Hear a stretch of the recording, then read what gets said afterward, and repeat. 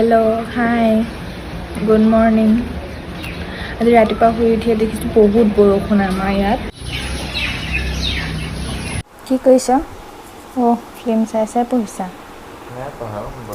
ইমান মৰম চোৱা আইঅ কি খাইছা কুন্দুলি ভাজি খৰিচা অলপ ওলাই যাওঁ কিবা এটা খাই আহোঁ সন্ধিয়াও হৈছে বাবু কি খাব যোৱা কাঠপুৰা ভাজি আমাৰ স্কুটিৰ তেল খতম